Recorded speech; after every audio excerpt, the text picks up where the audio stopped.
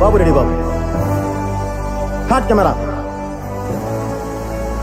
ఎంతో ఎక్సైట్మెంట్తో ఎదురు చూసిన ఫ్యాన్స్కి బాలయ్య అఖండ తాండవం రిలీజ్ డేట్ పోస్ట్ పోన్ అయ్యేసరికి చిరాకు వచ్చింది. ఎట్టకేలకు 12 తారీఖున రిలీజ్ అయింది. కొన్ని ప్రముఖ యూట్యూబ్ ఛానల్స్ అయితే నెగిటివ్ రివ్యూస్ ఇచ్చారు.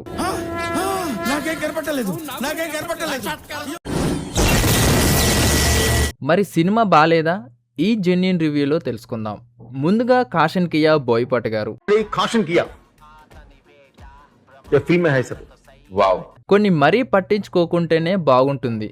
సినిమాలానే చూడాలి. పార్ట్ 1తో కంపేర్ చేస్తే ఈ మూవీ ఫ్యామిలీ సెంటిమెంట్ కొంచెం తక్కువే అని చెప్పాలి. ముఖ్యంగా సనాతన ధర్మం కోసం చెప్పే డైలాగ్స్ చాలా ఆకట్టుకున్నాయి. దేవుడు లేడు అనేవాడికి ప్రాక్టికల్గా తెలియకపోయినా ఏదో ఒక రూపంలో వచ్చి కాపాడుతాడు అని చెప్పడం బాగుంది.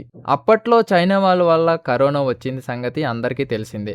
దాన్ని ఈ మూవీలో పరోక్ష పేరుతో కథకి లింక్ పెట్టి రాసుకున్నారు డైరెక్టర్ గారు. వ్యాక్సినేషన్ ని బయోషీల్డ్ అని, కుంభమేళాని శత్రుదేశం ఆసరాగా చేసుకోవటం, దేవుడు అనే నమ్మకాన్ని చెడగొట్టే ప్రయత్నం, ఆ సన్నివేశాలు ఆడియన్స్ ని ఎంటర్టైన్ చేస్తాయి. అఖండ 1లో బ్రదర్ మధ్య సీన్స్ ఎక్కువగా కనిపిస్తాయి. కానీ ఈ సినిమాలో అఘోరాగానే ఎక్కువగా కనిపించారు బాలయ్య గారు. తాండవం సృష్టించారనుకోండి. ఇక సంయుక్త ఒక పాటకే పరిమితమైంది.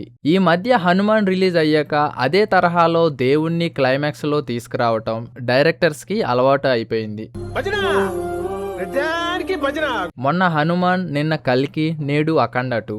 మెయిన్గా సనాతన ధర్మం గురించి చెప్పే సన్నివేశాలు అందరినీ ఆకట్టుకుంటాయి. మన భారతదేశంలో అణువణువు నిండిపోయిన సనాతన ధర్మాన్ని గురించి బాగా చెప్పారు. కొన్ని సీన్స్ ఇల్లాజికల్గా ఉన్నాయి. చైనా గురించి, క్షుద్రశక్తుల గురించి, ఇలాంటివి. బాలయ్య ఫ్యాన్స్ కి ఫీస్ట్ అనే చెప్పాలి. ఇక బోయపాటి హిస్టరీలోనే గ్రావిటీ అనే పేరు లేదు. ఇక విఎఫ్ఎక్స్ అంతగా న్యాచురల్గా అనిపించలేదు. మొత్తానికి సినిమా బాలయ్య కోసం చూడొచ్చు. అది కూడా అఘోరా క్యారెక్టర్ కోసం మాత్రమే. సినిమా మీరు చూసుంటే మీకెలా అనిపించిందో కింద కామెంట్ సెక్షన్లో తెలపండి. మరిన్ని ఇంట్రెస్టింగ్ రివ్యూస్తో వస్తాను. Signing off.